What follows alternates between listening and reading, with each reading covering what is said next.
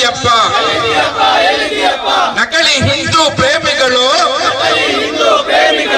ಬುದ್ಧಿಲ ಸಂಘ ಪರಿವಾರಿಗಳು, ಧಿಕ್ಕಾರ ಧಿಕ್ಕಾರ, ಬಿಜೆಪಿಗರಿಗೆ ಧಿಕ್ಕಾರ.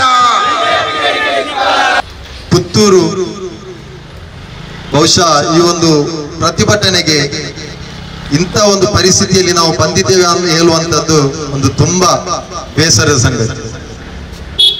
ಪುತ್ತೂರು ಅಂದ್ರೆ ಅದೊಂದು ಸುಂದರವಾದಂತ ಒಂದು ನಾಡು.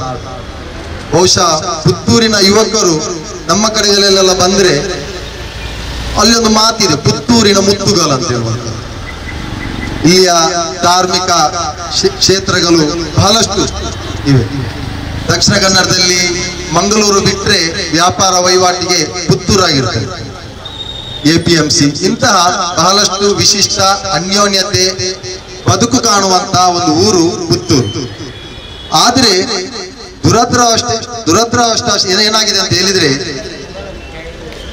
ಇಲ್ಲಿ ಸಂಘ ಪರಿವಾರದ ಒಂದು ಕೇಂದ್ರ, ಇಡೀ ಒಂದು ನಮ್ಮ ರಾಜ್ಯದಲ್ಲಿ ಸಂಘ ಪರಿವಾರದ ಒಂದು ಕೇಂದ್ರ, ಭಯವನ್ನು ಉತ್ಪಾದಿಸುವಂತಹ ಒಂದು ಘಟಕ ಇದ್ರೆ ಅದು ಕೂಡ ಪುತ್ತೂರು. ನಾವು ಈ ಒಂದು ಪ್ರತಿಭಟನೆ ಮಾಡುದು ಬೇಕಾ ಬೇಡವಾ, ನಾವು ಈ ಘಟನೆ ಆದಾಗಲೇ ನಾವೊಂದು ಚರ್ಚೆ ಮಾಡುತ್ತಿದ್ದೆವು. ಆದ್ರೆ ಇಲ್ಲಿ ಆ ಮಗಳಿಗೆ ನ್ಯಾಯ ಕೊಡುವಂತಹ ಬಹಳಷ್ಟು ಮಂದಿಗಳಿದ್ದಾರೆ, ಬಹಳಷ್ಟು ಸಂಘಟನೆ ಇದೆ, ರಾಜಕೀಯ ಮೇಧಾವಿಗಳಿದ್ದಾರೆ, ಸಂಘ ಪರಿವಾರದ ಮೇಧಾವಿಗಳಿರುವಂತಹ ಈ ಊರಿನಲ್ಲಿ ನಮ್ಮ ಅಗತ್ಯತೆ ಉಂಟಾ ಅಂತ ಹೇಳುವಂತ ಒಂದು ಪ್ರಶ್ನೆ ಇತ್ತು. ಯಾರೇ ಆಗಲಿ ಅವ್ರಿಗೆ ನ್ಯಾಯ ಕೊಡಿಸಬೇಕು. ನಮ್ಮಿಂದ ಅವ್ರಿಗೆ ನ್ಯಾಯ ಕೊಡಿಸ್ಲಿಕ್ಕೆ ಆಗುತ್ತೆ ಅಂತ ಆದ್ರೆ ನಾವು ಮುಂದುವರಿಬೇಕು. ಇಲ್ಲ ಅವರಿಗೆ ಜನ ಇದ್ದಾರೆ ಅಂತ ಹೇಳುವುದಾದ್ರೆ ಅವ್ರು ಮಾಡ್ಬೇಕು. ನಾವು ಇದೊಂದು ಕಾದು ನೋಡುವ ಒಂದು ಪರಿಸ್ಥಿತಿಯಲ್ಲಿ ನಾವಿದ್ದೇವೆ. ಆದ್ರೆ ಮೊನ್ನೆ ಆ ಅಮ್ಮ ಪಾಪ ಇದ್ದಾರೆ, ನಮ್ಮ ಜೊತೆ ಇದ್ದಾರೆ, ಅವರ ಪತ್ರಿಕಾಗೋಷ್ಠಿಯನ್ನು ನಾನು ನೋಡಿದೆ.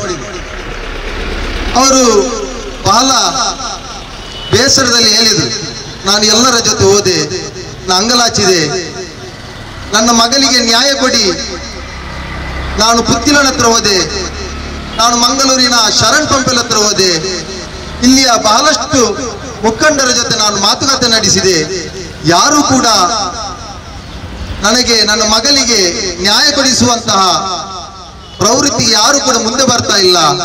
ಆದುದರಿಂದ ತಾವುಗಳು ಮಾಧ್ಯಮದವರು ನನ್ನ ಮಗಳಿಗೆ ನ್ಯಾಯ ಕೊಡಿ ಅಂತ ಆ ಬೇಡಿಕೊಂಡ ಒಂದು ಸ್ಥಿತಿ ನಮಗೆ ತಡೆಯಲಿಕ್ಕೆ ಆಗಲಿಲ್ಲ.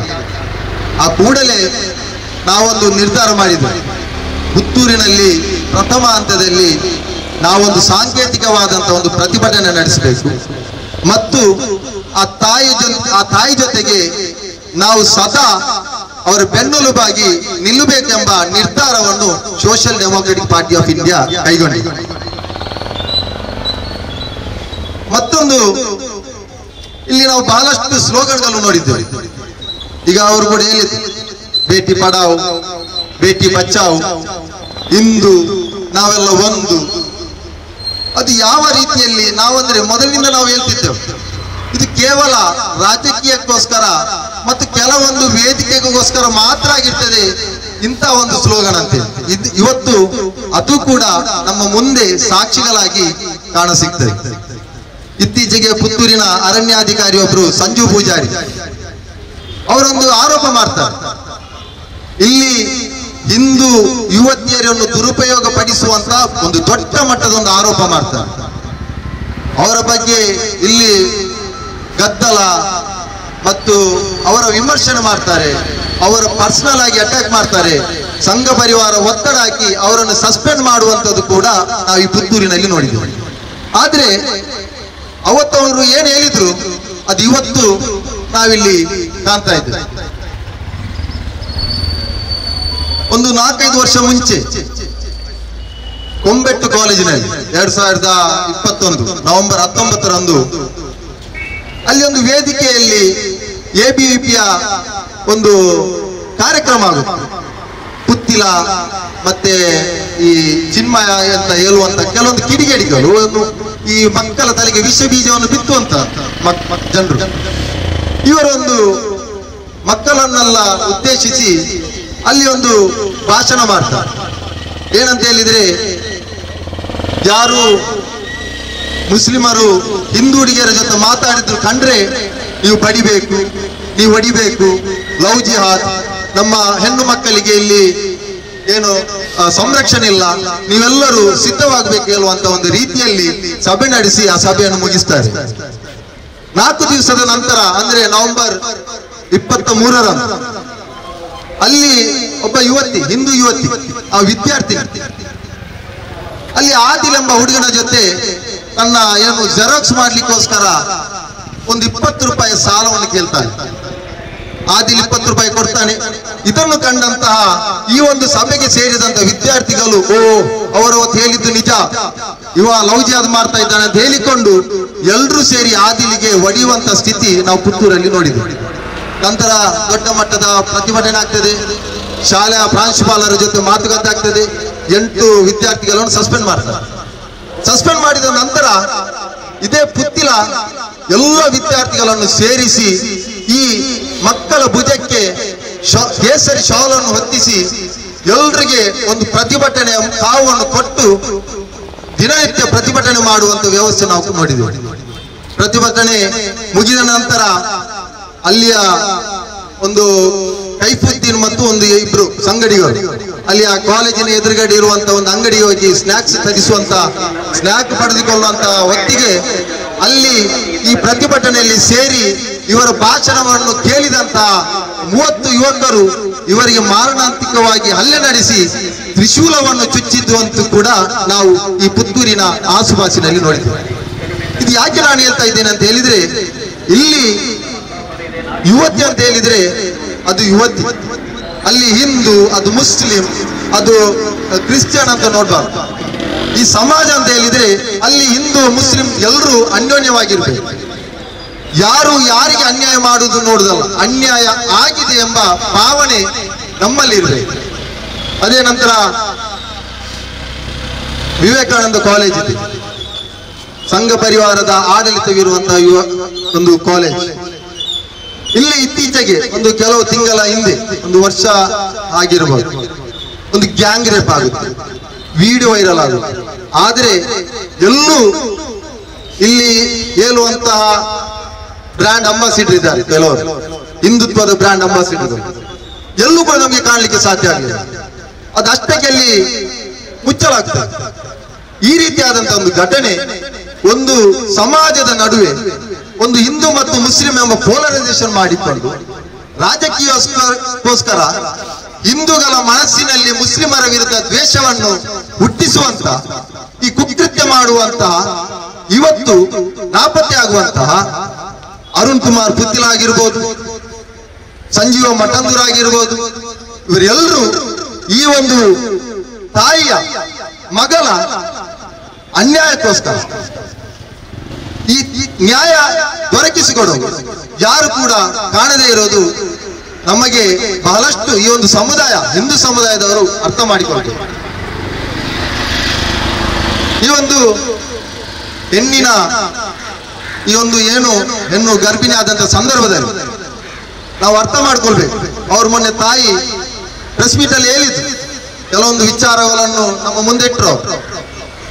ಇಲ್ಲಿಯ ಸಮುದಾಯ, ಹಿಂದೂ ಸಮುದಾಯದ ಬಾಂಧವರು ಅರ್ಥ ಮಾಡಿಕೊಳ್ಬೇಕು. ಸಂಘ ಪರಿವಾರ ಮತ್ತು RSS ಬಿಜೆಪಿ ಅವರ ಅಸಲಿಯತ್ತು ಅದರಲ್ಲಿ ಸ್ಪಷ್ಟವಾಗಿತ್ತು. ಅವರು ಡೀಲರ್ಶಿಪ್ ತರ ಮಾತನಾಡಿದರು. ಮಗುವನ್ನು ಸೇಲ್ ಮಾಡುವಂತದ್ದು, 10 ಲಕ್ಷ ಬೇಡಿಕೆಯನ್ನು ಇಟ್ಟಂತದ್ದು, ಅಬೋರ್ಷನ್ ಮಾಡಿ ಕೈಕಾಲು ಅಲ್ಲಿಂದಲೇ ಕತ್ತರಿಸಿ, ಪಾಪ ಇನ್ನೂ ಆ ಹೊಟ್ಟೆಯಲ್ಲಿದ್ದಂತ ಮಗು ಈ ಲೋಕವನ್ನೇ ನೋಡ್ಲಿಲ್ಲ. ಇಂಥ ಕ್ರಿಮಿಗಳ ಒಂದು ಗೂಡಾಗಿದೆ RSS ಮತ್ತು ಸಂಘ ಪರಿವಾರ ಇಲ್ಲಿಯ ಪುತ್ತೂರಿನ ಕೇಂದ್ರ ಬಿಂದಾಗಿರ್ತದೆ. ಒಂದು ಅಬೋರ್ಷನ್ ಅಂತ ಹೇಳಿದ್ರೆ ಇಂಡಿಯಾದಲ್ಲಿ ಅದು ದೊಡ್ಡ ಕ್ರೈಮ್.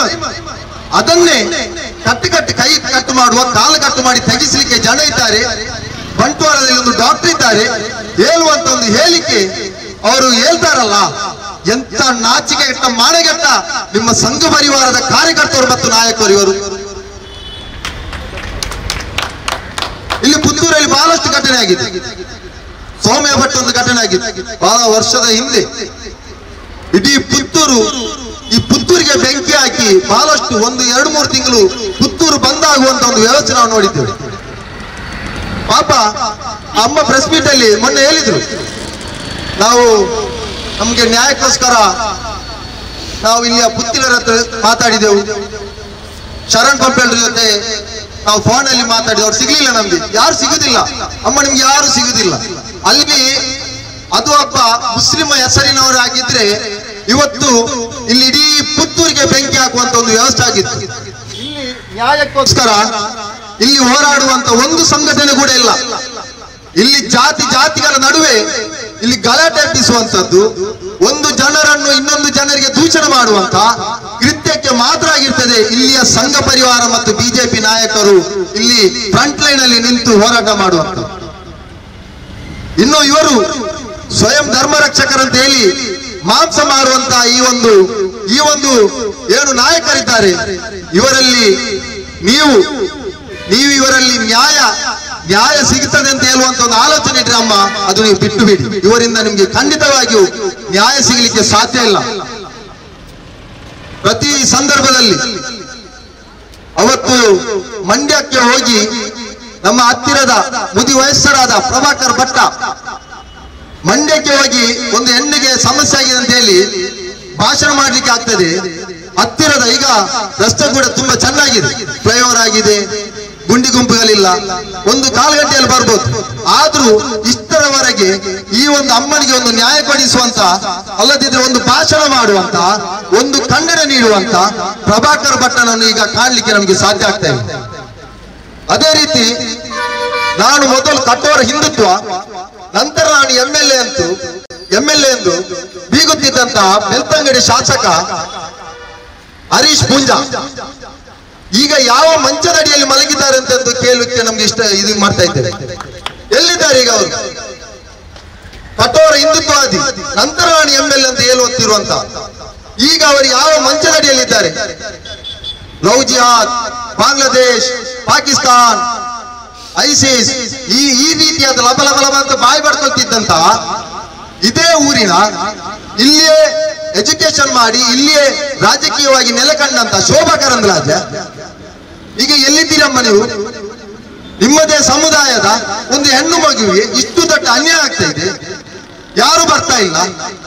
ಅವರ ಅಲವತ್ತನ್ನು ಇಡೀ ಸಮುದಾಯದ ಮುಂದೆ ಹೇಳ್ತಾ ಇದ್ದಾರೆ, ನೀವು ಎಲ್ಲಿದ್ದೀರಮ್ಮ? ಅದೇ ರೀತಿ ಅದೆಲ್ಲ ಬಿಡಿ, ಮೊನ್ನೆ ಕುತ್ತಾರಿನ ಒಂದು ಕೊರಗಜ್ಜನ ಸನ್ನಿಧಿಯಲ್ಲಿ ಅಲ್ಲಿ ಸ್ಪೀಚ್ ಅಲ್ಲಿ ಹೇಳ್ತಾರೆ, ಹಿಂದೂ ಮಹಿಳೆಯರ ರಕ್ಷಣೆಗೋಸ್ಕರ ನೀವು ನಿಮ್ಮ ಬ್ಯಾಗ್ನಲ್ಲಿ ಆಯುಧವನ್ನು ಇಡಿ ಅಂತ ಹೇಳುವಂತ ಚಕ್ರವರ್ತಿ ಸೂಲಿಬೇಲಿ. ಈಗ ಎಲ್ಲಿದ್ದೀಯಪ್ಪ ನೀನು? ಎಲ್ಲಿದ್ದಿ? ಇಲ್ಲದಿದ್ರೆ ಸಣ್ಣ ವಿಚಾರದಲ್ಲಿ ನೀವು ಆನ್ಲೈನ್ಗೆ ಬರ್ತೀರಾ, ಅಲ್ಲಿ ಹೋಗಿ ಜನರ ಮನಸ್ಸಿಗೆ ಬೀಜವನ್ನು ಬಿತ್ತೀರಾ. ಈಗ ನಿನ್ನದೇ ಸಮುದಾಯದ ಮಹಿಳೆಗೆ ಮತ್ತು ಆ ಮಗುವಿಗೆ ಅನ್ಯಾಯವಾದಾಗ ಈ ಚಕ್ರವರ್ತಿ ಸೂಲಿಬೇಲಿ ಎಲ್ಲಿದ್ದಾನೆ? ಇದೇ ಊರಿನ ಮಾಜಿ ಮುಖ್ಯಮಂತ್ರಿ ಆದಂತಹ ಸದಾನಂದ ಗೌಡ, ನೈತಿಕತೆ ಇಲ್ಲ ಅವರಿಗೆ, ಆದ್ರೂ ಅವರನ್ನು ಕೂಡ ಇಲ್ಲಿ ಕಾಣ್ಲಿಕ್ಕೆ ಸಾಧ್ಯ ಆಗ್ತಾ ಇಲ್ಲ. ಅದೇ ರೀತಿ ನಳಿನ್ ಕುಮಾರ್ ಕಟೀಲ್, ಸಂಜೀವ ಮಟ್ಟುಂದೂರು, ಯಾರು ಕೂಡ ಈ ಒಂದು ಈ ತಾಯಿ ಮಾಡಿದಂತ ತಪ್ಪಾದ್ರೆ ಏನಮ್ಮ? ಈ ತಾಯಿ ಮಾಡಿದ ತಪ್ಪೇನು? ಯಾಕೆ ಒಂದೇ ಒಂದು ಹಿಂದುತ್ವದ ಫೈರ್ ಬ್ರ್ಯಾಂಡ್ಗಳು ಇವರ ಬೆನ್ನೆಲುಬಾಗಿ ನಿಲ್ಲುತ್ತಾ ಇಲ್ಲ? ಆ ಹೆಣ್ಣು ಮಗು ಮಾಡಿದ ತಪ್ಪೇನು? ಇದನ್ನೆಲ್ಲ ನೀವು ಉತ್ತರಿಸಬೇಕು. ಅದೇ ರೀತಿ ನಮ್ಮ ಪೊಲೀಸ್ ಇಲಾಖೆ ಒಂದು ಸೋಷಿಯಲ್ ಮೀಡಿಯಾದಲ್ಲಿ ಬರೆದಾಕಿದ್ರೆ ಸ್ಟೇಷನ್ಗೆ ಕರೆಸಿ ನಿಮ್ಮ ಬರಹಕ್ಕೆ ಸಾಕ್ಷಿ ಇದೆಯಾ, ನಿಮ್ಮ ಮಾತಿಗೆ ಸಾಕ್ಷಿ ಇದೆಯಾ ಅಂತ ಕೇಳಿ ಟಾರ್ಚರ್ ಮಾಡುವಂತವ್ರು. ಇವತ್ತು 10 ದಿನದ ಮಗು ಸಾಕ್ಷಿಯಾಗಿ ಅವರ ಮನೆಯಲ್ಲಿದೆ. ಇದಕ್ಕಿಂತ ದೊಡ್ಡ ಸಾಕ್ಷಿ ಬೇಕು ಅವನನ್ನು ಅರೆಸ್ಟ್ ಮಾಡ್ಲಿಕ್ಕೆ? ಒಂದು ಸ್ಟೂಡೆಂಟ್ ಅನ್ನು ಅರೆಸ್ಟ್ ಮಾಡ್ಲಿಕ್ಕೆ ಆಗುದಿಲ್ಲ ಅಂತ ಹೇಳಿದಾದ್ರೆ ಎಲ್ಲ ಬಿಡಿ. ಆ ಘಟನೆ ನಡೆದಂತ ಮನೆ ಮನೆಗೆ ಇನ್ನೂ ಕೂಡ ಇನ್ವೆಸ್ಟಿಗೇಷನ್ ಪರ್ಪಸ್ ಆಗಿ ಇನ್ನೂ ಕೂಡ ಅಲ್ಲಿ ಪರಿಶೀಲನೆಗೆ ಹೋಗಿಲ್ಲ ಅಂತ ಹೇಳುವುದಾದ್ರೆ, ಈ ಪುತ್ತೂರಿನಲ್ಲಿ ಆಗುತ್ತಿರುವುದಾದ್ರೆ ನಮ್ಮ ವಿಷಯ ಬಿಡಿ, ಬ್ಯಾರಿಗಳು ಅಂತ ಹೇಳ್ತಾರೆ. ಈಗ ಒಂದು ಹಿಂದೂ ಮಹಿಳೆ, ಇವರಿಗೆ ಯಾರು ನಿಲ್ಬೇಕು? ಎಲ್ಲಿದ್ದಾರೆ? ಯಾಕೆ ಆಗ್ತಾ ಇಲ್ಲ? ನನ್ನ ಹಿಂದೂ ಬಾಂಧವರಲ್ಲಿ ಒಂದು ವಿನಂತಿ, ಈ ಒಂದು ಬಿಜೆಪಿ ಮತ್ತು RSSನ ಏನು ಆ ವಿಷ ಬೀಜವನ್ನು ಬಿತ್ತಾರೆ, ಇದಕ್ಕೆ ನೀವು ಬಲಿಯಾಗಬಾರ್ದು. ಇಲ್ಲಿ ಸಂಘಿ ಶಾಖೆಯಿಂದ ಬರುವಂತವರು, ವಿದ್ಯಾಲಯಗಳಿಂದ ಸಂಘೀಯ ಆಡಳಿತವಿರುವಂತಹ ವಿದ್ಯಾಲಯಗಳಲ್ಲಿ ಬರುವಂತಹ ಅವರು, RSS ಶಾಖೆಯಲ್ಲಿ ಇರುವಂತಹವರನ್ನು ಮತ್ತು ABVP ವಿದ್ಯಾರ್ಥಿಗಳ ಜೊತೆ ನಿಮ್ಮ ಮಕ್ಕಳ ನಂಟುಗಳಿದ್ರೆ ಅದನ್ನು ನೀವು ಅವರನ್ನು ಮನವೊಲಿಸಿ ಅದರಿಂದ ದೂರಕ್ಕೆ ಇಡಬೇಕಾಗಿ ತಮ್ಮಲ್ಲಿ ನಾನು ಆತ್ಮೀಯವಾಗಿ ಇಲ್ಲಿಯ ಹಿಂದೂ ಸಹೋದರರಲ್ಲಿ ನಾನು ವಿನಂತಿ ಮಾಡ್ತಾ ಇದ್ದೇನೆ. ಸುಪ್ರೀಂ ಕೋರ್ಟ್ ನಲ್ಲಿ ಲವ್ ಜಿಹಾದ್ ಬಗ್ಗೆ ಯಾವುದೇ ಪುರಾವೆ ಇಲ್ಲ ಅಂತ ಹೇಳ್ತಾ ಇದ್ದಾರೆ. ಆದ್ರೆ ಸಂಘ ಪರಿವಾರದ ಈ ಒಂದು ರೇಪಿಗೆ, ಅತ್ಯಾಚಾರ ಮತ್ತು ಕೊಲೆಗೆ ಮತ್ತು ಪಬ್ಲಿಕ್ ಆಗಿ ಅತ್ಯಾಚಾರ ಮಾಡುವಂತ ಶಾಸಕರನ್ನು ಸೇರಿ UPಯಲ್ಲಿ ಬಹಳಷ್ಟು ಕೊಲೆಗಳು ನಡೆದಂತಹ ಬಿಜೆಪಿಗೆ ಬಹಳಷ್ಟು ಅದಕ್ಕೆ ಪೂರಕವಾದಂತಹ ಒಂದು ಸಾಕ್ಷಿ ಸಮೇತ ಇದೆ. ನಾವು ಈ ಅಮ್ಮನಿಗೆ ಈ ಒಂದು ಪ್ರತಿಭಟನೆಯ ಮೂಲಕ ನಾವು ನಿಮಗೆ ಭರವಸೆಯನ್ನು ನೀಡುತ್ತಿದ್ದೇವೆ. ನಿಮಗೆ ನ್ಯಾಯಕ್ಕೋಸ್ಕರ, ನಿಮಗೆ ನಿಮ್ಮ ಮಗಳಿಗೆ ನ್ಯಾಯಕ್ಕೋಸ್ಕರ ನಿಮಗೆ ನಮ್ಮ ಅಗತ್ಯ ಬಿದ್ದರೆ ಸದಾ ಈ ಪುತ್ತೂರಿನ SDPI ನಾಯಕರು ನಿಮ್ಮ ಜೊತೆ ಇರ್ತಾರೆಂಬ ಹೇಳುವಂತಹ ಒಂದು ಭರವಸೆಯನ್ನು ಈ ಒಂದು ಪ್ರತಿಭಟನಾ ನಿರತ ವೇದಿಕೆಯಲ್ಲಿ ಸಾರ್ವಜನಿಕವಾಗಿ ನಾನು ನಿಮಗೆ ಹೇಳ್ತಾ ಇದ್ದೇನೆ. ನಿಮಗೆ ಯಾವುದೇ ಸಂಕಟ ನ್ಯಾಯಕ್ಕೋಸ್ಕರ ಹೋರಾಟಕ್ಕೋಸ್ಕರ ನಿಮಗೆ ಯಾವುದೇ ರೀತಿಯಾದಂತ ಬೆಂಬಲ ಬೇಕಾದರೆ ನಮ್ಮ ಸೋಷಿಯಲ್ ಡೆಮೊಕ್ರಾಟಿಕ್ ಪಾರ್ಟಿ ಆಫ್ ಇಂಡಿಯಾದ ಪುತ್ತೂರಿನ ನಾಯಕರು ನಿಮ್ಮ ಜೊತೆ ಇರ್ತಾರೆ. ನೀವು ಅವರನ್ನು ಯಾವಾಗ ಬೇಕಾದರೂ ಅವರನ್ನು ನೀವು ಕಮ್ಯುನಿಕೇಟ್ ಮಾಡಬಹುದು. ಅವರು ಒಂದು ವೇಳೆ ನಿಮಗೆ ನ್ಯಾಯ ದೊರಕಿಸಿಕೊಡಲು ಅವರು ವಿಫಲರಾದರೆ ನೀವು ನಮ್ಮ ಜೊತೆ ಯಾವಾಗಲೂ ಕೂಡ ನಮ್ಮ ಜೊತೆ ಬರಬಹುದು ಎಂಬ ಹೇಳಿಕೆಯನ್ನು ಭರವಸೆಯೊಂದಿಗೆ ಈ ಒಂದು ಅವಕಾಶಕ್ಕಾಗಿ ಧನ್ಯವಾದಗಳು. ಜೈ ಹಿಂದ್, ಜೈ SDPI. ನನ್ನ ಮಗಳಿಗೆ ನ್ಯಾಯ ಕೊಡಿಸಿ ಅಂತ ನಾನು ಎಲ್ಲರ ಹತ್ರ ಕೇಳಿದ್ದೇನೆ. ಹಿಂದೂಗಳ ಹತ್ರ ಎಲ್ಲ ಸಂಘಟನೆಗಳಿಗೂ ಹೋಗಿದ್ದೇನೆ, ಶರಣ್ ಪಂಪಲ್ ಕಡೆಗೂ ಹೋಗಿದ್ದೇನೆ, ಮುರಳಿ ಭಟ್ ಎಲ್ಲರೂ ನನ್ನನ್ನು ಆ ಮಗುವನ್ನು ತೆಗಿಸಿ ಅವರು ತೆಗಿಲಿಕ್ಕೆ ಇದು ಮಾಡ್ತಾರಂತ ಹೇಳೋದು ವಿನಃ ಬಿಟ್ಟು ಮದುವೆ ಮಾಡಿಸಿ ಕೊಡ್ತೇವೆ ಅಂತ ಇಷ್ಟುವರೆಗೆ ಯಾರೂ ಹೇಳಿಲ್ಲ. 1.5 ತಿಂಗಳು ಅವಕಾಶ ಬೇರೆ ಕೊಟ್ಟಿದ್ದೇವೆ ಇವರಿಗೆ, ಜಗನ್ನಿವಾಸ್ ರಾವ್ಗೆ. ಆದರೆ ಆ ಟೈಮಲ್ಲಿ ನಾವು ಹುಡುಗಿಗೆ ಮದುವೆ ಮಾಡಿಸ್ತೇವೆ, ರಿಜಿಸ್ಟರ್ ಮಾಡಿಸ್ತೇವೆ, ನನ್ನ ಮಗಳು ಬೇರೆ ಅಲ್ಲ, ನನ್ನ ಮಗಳು ಬೇರೆ ಅಲ್ಲ ಅಂತ ಹೇಳಿ ಕೂತವರೇ ಹೊರತು ನನ್ನ ಮಗಳಿಗೆ ನ್ಯಾಯ ದೊರಕಿಸಿ ಕೊಡಲಿಲ್ಲ. ಅದಲ್ಲದೆ ಅವರೇ ಹುಡುಗನನ್ನು ಎಲ್ಲೋ ಮುಚ್ಚಿಟ್ಟಿದ್ದಾರೆ, ಅವರದೇ ಕೈವಾಡ. ಆದರೆ ಈಗ ನನಗೆ ಗೊತ್ತಿಲ್ಲ, ನನ್ನ ಮಗ ಎಲ್ಲಿದ್ದಾನೆ ಅಂತ ನನಗೆ ಗೊತ್ತಿಲ್ಲ ಅಂತ ಹೇಳಬಹುದು. ಆದರೆ ಅದನ್ನು ನಂಬಲಿಕ್ಕೆ ನಾವೇನು ಅಷ್ಟು ಮೂರ್ಖರಲ್ಲ. ಇಲ್ಲಿ ನನ್ನ ಮಗಳು ಈಗ ಡೆಲಿವರಿ ಆಗಿ ಮನೆಯಲ್ಲಿ ಕೂತಿದ್ದಾಳೆ.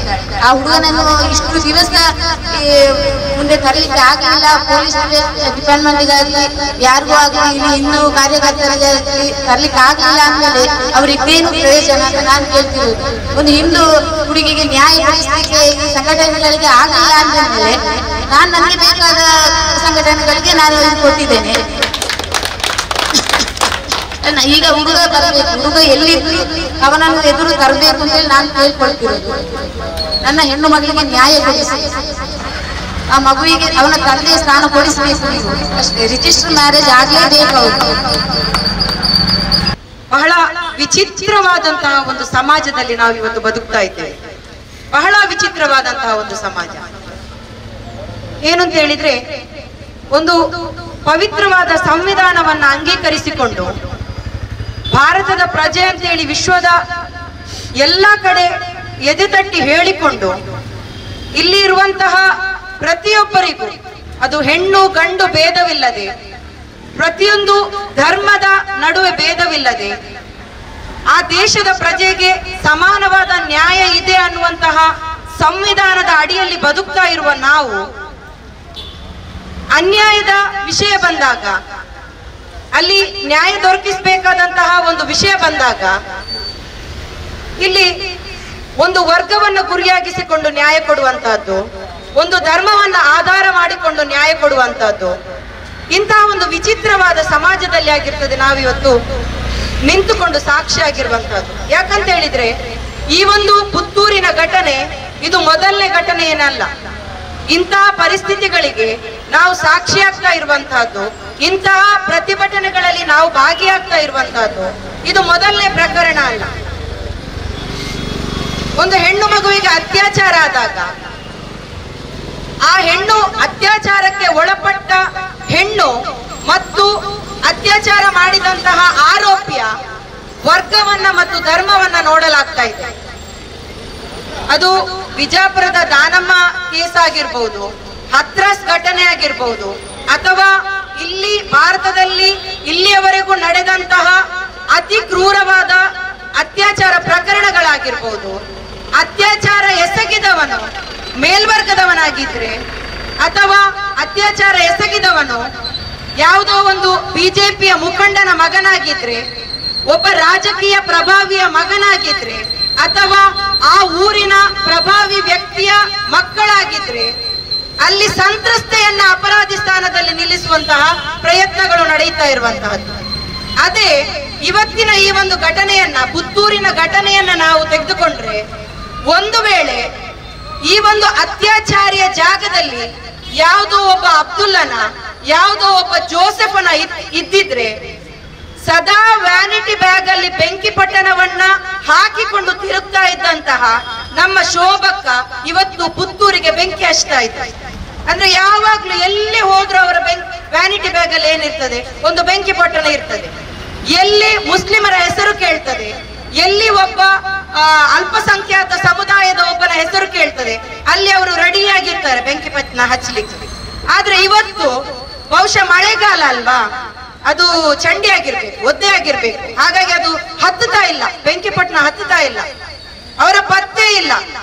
ಒಂದು ಹಿಂದೂ ಸಮುದಾಯದ ರಕ್ಷಣೆ ನಮ್ಮ ಕರ್ತವ್ಯ ಅಂತ ಹೇಳಿಕೊಂಡು, ಹಿಂದೂ ಸಮುದಾಯದ ರಕ್ಷಕರು ಅಂತ ಹೇಳಿಕೊಂಡು ಏನು ಒಂದು ಪಟ್ಟಿಯನ್ನ, ಹಣೆ ಪಟ್ಟಿಯನ್ನ ಕಟ್ಟಿಕೊಂಡು ನಾವು ಹಿಂದೂ ಧರ್ಮದ ರಕ್ಷಕರು ಅಂತ ಹೇಳಿ ಭಾಷಣ ಬಿಗುವಂತಹ ಯಾವೊಬ್ಬ ಹಿಂದೂ ಕಾರ್ಯಕರ್ತನು ಕೂಡ ಇವತ್ತು ಒಬ್ಬ ಹಿಂದೂ ಮಗುವಿಗೆ, ಒಂದು ಹೆಣ್ಣು ಮಗುವಿಗೆ ಅನ್ಯಾಯ ಆಗಿದೆ ಆದ್ರೆ ಒಬ್ರು ಕೂಡ ಕಾಣ್ತಾ ಇಲ್ಲ. ಯಾಕಂತ ಹೇಳಿದ್ರೆ ಇವತ್ತು ಆ ಅತ್ಯಾಚಾರದ ಆರೋಪಿ ಸ್ಥಾನದಲ್ಲಿ ನಿಂತಿರುವಂತಹದ್ದು ಒಬ್ಬ ಬಿಜೆಪಿ ಮುಖಂಡನ ಮಗ, ಒಬ್ಬ ನಗರಸಭಾ ಜವಾಬ್ದಾರಿಯುತವಾದಂತಹ ಗೌರವಯುತವಾದಂತಹ ಸ್ಥಾನದಲ್ಲಿರುವಂತಹ ಆ ಒಂದು ಅವರ ಆಡಳಿತ ವ್ಯಾಪ್ತಿಗೆ ಒಳಪಟ್ಟ ಒಂದು ಇರುವೆಗೂ ನೋವಾದ್ರೂ ಕೂಡ ಅದರ ಏನು ಆ ಜವಾಬ್ದಾರಿಯನ್ನು ವಹಿಸಿಕೊಳ್ಬೇಕಾದಂತಹ ಒಬ್ಬ ನಗರಸಭೆಯ ಸದಸ್ಯನ ಮಗನಾಗಿರುವುದರಿಂದ ಇಲ್ಲಿರುವಂತಹ ಪ್ರತಿಯೊಬ್ರು ಕೂಡ ಏನಾಗಿದ್ದಾರೆ,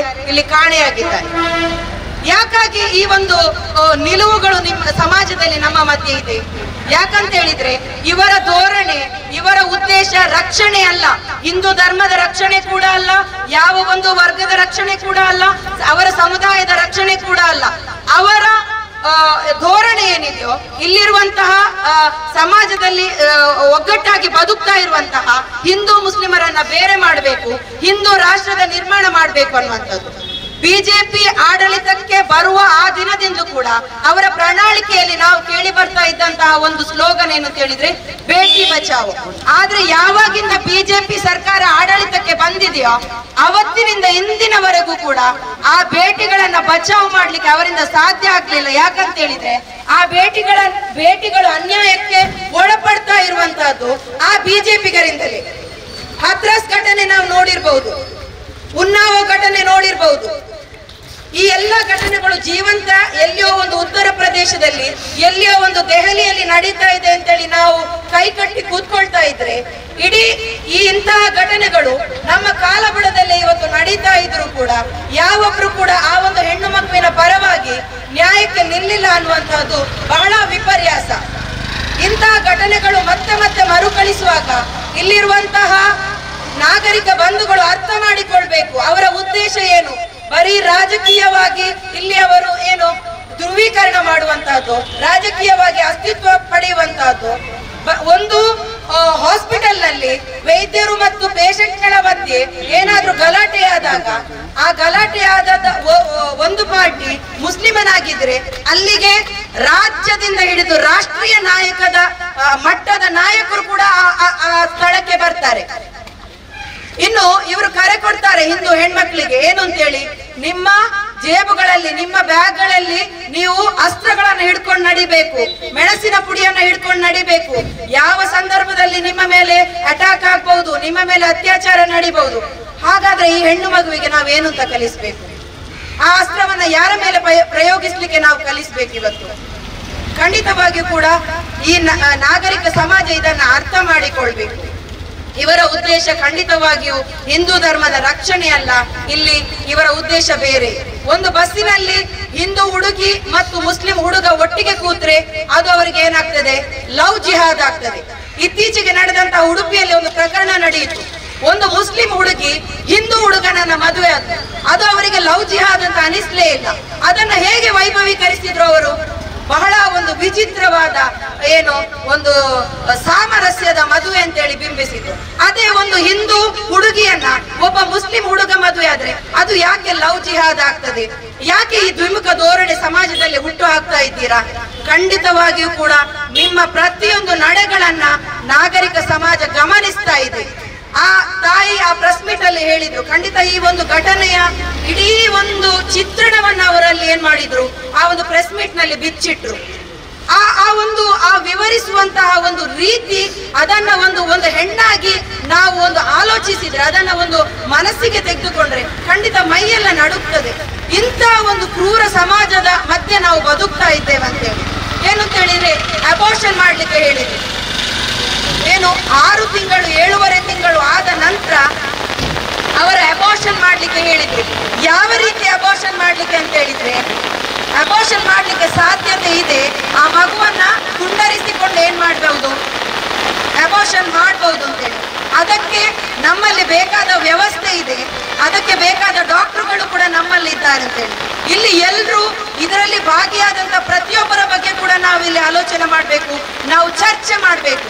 ಯಾಕಂತ ಹೇಳಿದ್ರೆ ಇದು ಬರೀ ಒಬ್ಬ ಅತ್ಯಾಚಾರ ಮಾಡಿದ ಆರೋಪಿಯ ತಪ್ಪು ಮಾತ್ರ ಅಲ್ಲ, ಅವರ ತಪ್ಪನ್ನ ಮುಚ್ಚಿಡ್ಲಿಕ್ಕೆ ನೋಡಿದಂತಹ ಆ ಭರವಸೆಯನ್ನ ನೀಡಿಕೊಂಡು ಹಿಂದೇಟು ಹಾಕಿದಂತಹ ಆ ಹುಡುಗನ ತಂದೆ ಆಗಿರ್ಬಹುದು, ಅವರು ಆ ಹುಡುಗಿಯ ತಾಯಿ ಸಂಪರ್ಕಿಸಿದಂತಹ ಹಿಂದೂ ಮುಖಂಡರುಗಳಾಗಿರ್ಬಹುದು, ಆ ಇಲ್ಲಿಯ ಶಾಸಕರಾಗಿರ್ಬಹುದು, ಅಥವಾ ಅದಕ್ಕೆ ಪೂರಕವಾದಂತಹ ಯಾವುದೇ ಕ್ರಮವನ್ನು ಕೈಗೊಳ್ಳದೆ ಇರುವಂತಹ ಪೊಲೀಸ್ ಇಲಾಖೆ ಆಗಿರ್ಬಹುದು, ಅಥವಾ ಅದಕ್ಕೆ ನಾನು ರೆಡಿ ಇದ್ದೇನೆ ಅಂತ ಹೇಳಿದಂತಹ ಡಾಕ್ಟರ್ಗಳಾಗಿರ್ಬಹುದು, ಇವರದೇ ಸರ್ಕಾರದ ಆಡಳಿತ ಇರುವಂತಹ ಏನು ಕಾನೂನುಗಳಲ್ಲಿ ಅಲ್ವಾ ಹೇಳಿರುವಂತಹದ್ದು, ಬರೆದಿರುವಂತಹದ್ದು ಪ್ರತಿಯೊಂದು ಹಾಸ್ಪಿಟಲ್ಗಳಲ್ಲಿ ಭ್ರೂಣ ಹತ್ಯೆ ಅಪರಾಧ ಅಂತೇಳಿ, ಎಲ್ಲಿಯವರೆಗೆ ಗಂಡು ಹೆಣ್ಣು ಪತ್ತೆ ಮಾಡುವುದು ಕೂಡ ಅಪರಾಧ ಅಂತ ಹೇಳುವಂತಹ ಇವರದೇ ಆಡಳಿತ ಇರುವಂತಹ ಸರ್ಕಾರಗಳಲ್ಲಿ ಒಂದು ಮಗುವನ್ನ ಪೀಸ್ ಮಾಡಿ ತೆಗೆಸುವಂತಹ